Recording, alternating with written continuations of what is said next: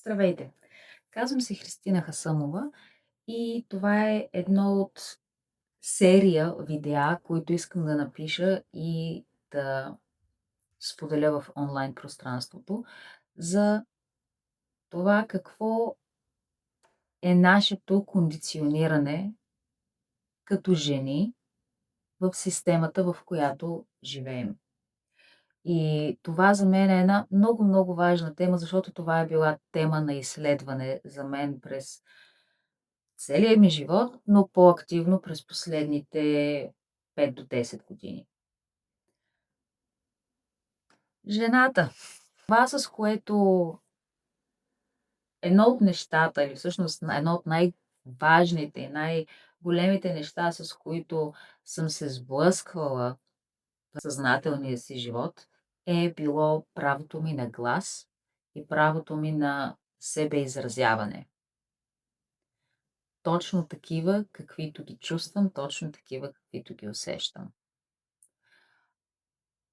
Ако това звучи познато, останете с мен, защото искам да отида в малко по-голяма дълбочина за това как и защо се получава това и има ли всъщност начин, по който можем да се справим с това осакатяване. Защото искам да бъда много откровенна с вас. Това е осакатяване. Взимането на правото на едно човешко същество да изразява себе си по начина, по който то е дошло на тази земя да изразява себе си, соченето с пръст, наказанията, това е осакатяване, което остава до живот, ако не се погрижим на време за него. Което остава до живот и което владее и което управлява живота ни, начинът по който сме във връзките си, начинът по който сме в приятелствата си, начинът по който сме в работата си. Независимо дали това ще е работа за някой друг или когато отворим собствен бизнес. Нашият глас е нещо много повече от чисто физическо изговаряне на думи, от чисто физическо артикулиране на нашите мисли. Нашият глас е процес, който започва много преди речта да докосне устните ни, много преди речта да седне на езика ни, за да можем да започнем да се изразяваме. Ако направим един обратен инженеринг на това какво стои в основата на нашия глас, всъщност в основата на нашия глас е като средство за предаване на информация, средство за трансмисия на това между това какво се случва тук вътре и това, което стои извън мен. Нашият глас е средство за комуникация, мост между това какво се случва в душата ми, в главата ми, в сърцето ми и света около мен. Какво се случва обаче, когато ние сме научени, когато сме израснали в една култура, в едно общество, което всъщност не помага на този мост да бъде изразен адекватно, а всъщност го разрушава? Какво имам предвид под това да го разрушава? Хората, които гледат това видео, са най-вероятно или моя възраст, късните 30, началото на 40-те, малко по-малки, може и малко по-големи, но това е нещо, което ще резонира дълбоко с тези от вас. Когато сме израснали, когато сме родени и сме израснали в среда, която като цяло не уважава личното изразяване, която не уважава личното право на индивидуален глас, ние говорим за система на потискане. Когато една система не приема, когато една система не кани като добре дошло, начинът, по който дадено същество изразява себе си, с всичките му нюанси, с всичките му цветове, това общество се превръща в потисник на въпросния глас. И пак казвам, когато кажа глас, нямам предвид физическата реч, а гласа на нашето същество като енергийното поле, което информира нашите мисли, нашите чувства и това, което искаме или чувстваме, че е възможно да споделим с външния свят. В моето лично пътуване досега, това е било правото ми на правото ми на изразяване, правото ми на съществуване е била едно от най-големите предизвикателства за мен. И това не е нещо, на което съм била осъзната на ниво ум. Това е програма,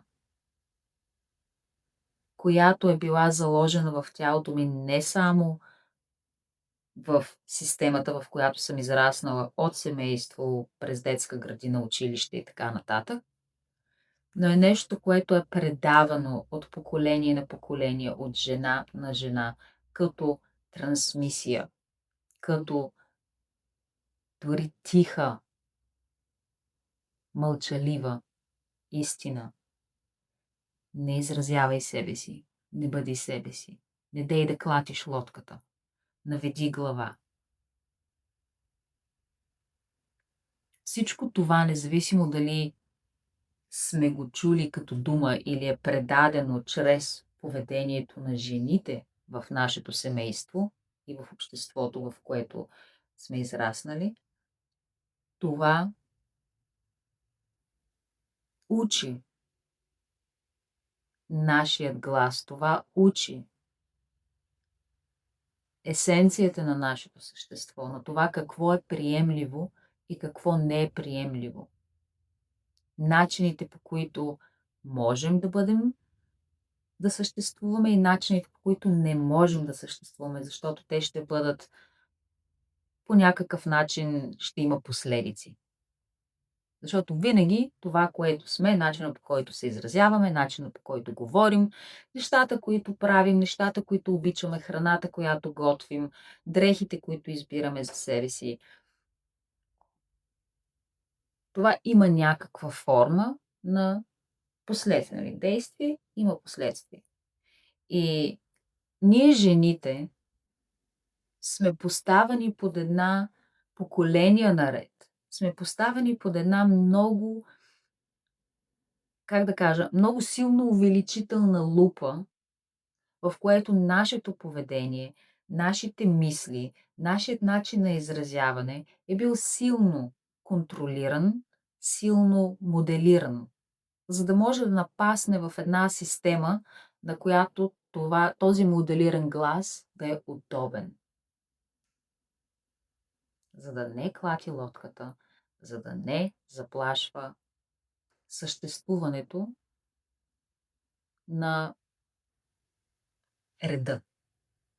Съществуването на общо приетия ред. И ако сте в моята възрастова група, най-вероятно сте родени или първите години от вашия живот са били в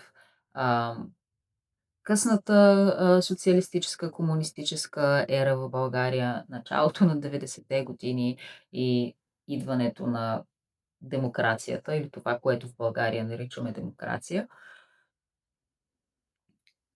И пак казвам, това, с което ние сме се сблъскали в момента, в който сме се родили, е една много силно увеличена лупа за това как трябва и как не трябва да бъде една жена. От физическото изразяване, от физиката ни, това какво е прието и какво не е прието да бъдеш в физически аспект, като тегло, като размер, като колко е прието да покажеш от себе си, колко прието да скриеш от себе си, различни морали, различни виждания за чистота, за доброта, за каквото и да е там. начинът, по който носиш косата си, начинът, по който носиш лицето си, начинът, по който носиш гласа си, начинът, по който изразяваш себе си. Всичко това, като една жена, е взето под един много, много, много детайлен микроскоп от цялата система, от обществото, от културата, което ни казва: ти не можеш да бъдеш това, ти не можеш да бъдеш онова, не можеш да бъдеш а, гневна, не можеш да бъдеш ядосана, защото а, това те прави опасна за реда.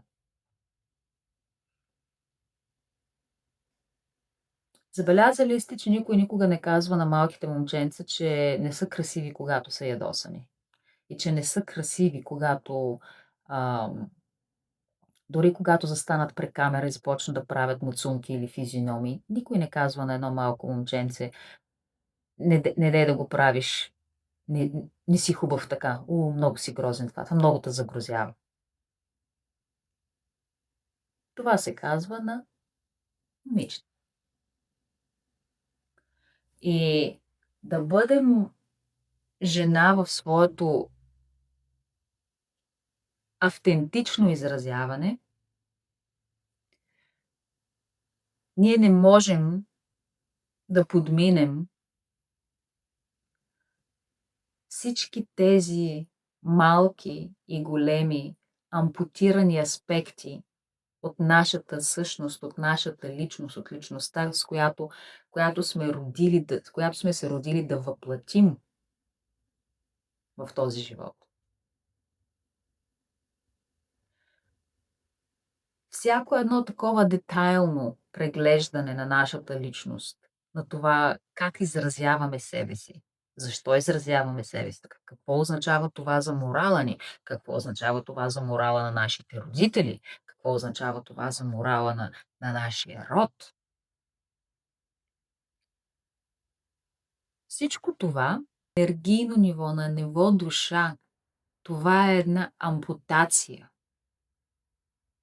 Това е една ампутация на важни аспекти от нашата същност. Всеки от нас, и мъже, и жени, но тук говоря специфично, специално за жените, всяка една от нас е родена с заложби, с дарби, с темперамент, с характер. И когато попаднем в една среда, която не приема широкоспектърното изразяване на нашата личност, тази среда ни набутва в един кълъп. Тази среда ни набутва в една кутийка, в една клетка, която казва: добрите момиченца и добрите жени не се държат по този начин. За да можеш да паснеш, за да можеш да се впишеш, това е списък от нещата, над които не ти е позволено да бъдеш. И тъй като когато сме деца, ние сме силно повлияни от средата, в която сме израснали. Ние сме силно отворени, ние учим за начина, по който сме, какво мога да бъда, какво не мога да бъда, какво е позволено, кои са границите, които имам, къде започвам аз, къде започва и свършва мама, къде започва и свършва тати, моите брати и сестри, тъй като сме силно отворени и силно повлияни от средата, в която сме се родили, ние приемаме безусловно това, което ни се казва. И го приемаме по начин, по който в нашето същество се отразява като: аз съм виновен. Някъде в мене има грешка, някъде в мен е бъга в системата. Аз не съм окей така, както съм. Аз не съм добра, не съм заслужаваща. аз нямам право да съществувам такава каквато съм, никой няма да ме обича, мама няма да ме обича, тати няма да ме обича, приятелите ми няма да ме обичат, ако аз съм тази, която съм. Ако аз изразявам себе си свободно. И пак казвам, не само като глас, но движение на тялото, изразяване на себе си чрез изкуство, чрез танц, чрез песен. Колко много от вас са чули докато растат, колко много от вас са чули: „Я по-добре не дей да пееш, грачиш ужасно." Направо ми наду главата. Тази неспособност на родителя да бъде с детето си и с това, което детето иска да изрази в момента, рефлектира и рекошира в самото дете като: гласът ми е ужасен, гласът ми дразни хората, аз по-добре да не пея, по-добре това нещо да го оставя. Аз не мога да пея. Не. Изграждаме в себе си някаква версия на това как трябва да звучи нашия глас, за да можем да го споделим. Да можем да го споделим с радост. Защото когато едно дете пее, то пее с радост, то пее с цялото си същество, то пее с пълния спектър на своя глас. Когато, това просто само примерно, когато някой около нас в този момент ни каже: стига си пяла, дразниш ме, напълни ми главата, стига си крещяла, отивай си в стаята, ето ти телефона, занимавай се с нещо друго. Когато нещо от този род се случи, това рефлектира в детето по вече описания начин. И това е само един от множество примери, които можем да вземем, за да илюстрираме как всъщност, растейки, ние формираме една фалшива личност, формираме една личност около себе си, около своята болка, около ампутираните части, на които в един момент не им е позволено да съществуват, в които в един момент не им е позволено да бъдат там. И ние ги обвиваме с множество пластове от начини, по които да се справим с болката на това, че не сме добре дошли такива, каквито сме на този свят. И тази болка, ако тази болка не бъде, погледната, ако тази болка не бъде почувствана, ако тази болка не бъде приета, тя не изчезва. Тя не изчезва само защото сме пораснали. Напротив, тези така наречените комплекси, които в България много обичаме да хвърляме един срещу друг и да да слагаме себе си по някаква скала на стойност от това кой какви комплекси има и колко ги избива. Комплексите са като едни кълбета от неотработено психично съдържание. Кълбета от нишки, които са оплетени и заплетени в здрави възли. И всеки един от нас носи от няколко до множество такива кълбета и заплитания в местата, където енергийният поток би трябвало да тече свободно, но тъй като среща някакъв блокаж във формата на възел, едно оплитане от психично съдържание, като например възел от конкретния пример би било: аз искам да пея, аз обичам да пея, обичам да изразявам себе си по този начин и това, което е навлязло като обратна връзка от средата, в която съм израснала, но аз не мога да пея, гласът ми звучи ужасно и така нататък, и така нататък. И когато към това се прибави, например, През следващите години се добавят нови нишки, като ниско самочувствие, може би външният ми вид не е, също не е удачен. Не мога да се движа, тъй като някъде някога някъде съм решила, че свободното движение също не е опция, свободното изразяване на себе си също не е опция. Това са нишки, които започват да се прибавят и така кълбото започва да расте. И пак, в този конкретен случай, ако кълбото е самоизразяването, всъщност в душата си носим една малка планина от болка, от възли, от блокажи, които засягат пряко начинът, по който живеем, които засягат пряко начинът, по който живеем живота си, които засягат пряко взаимоотношенията ни, приятелствата ни и това, кои сме ние също така на работното място.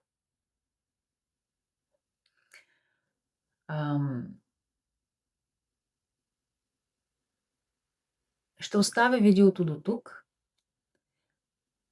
Благодаря на всички, които гледаха, на всички, които останаха до края. И заповядайте на следващото видео. Благодаря.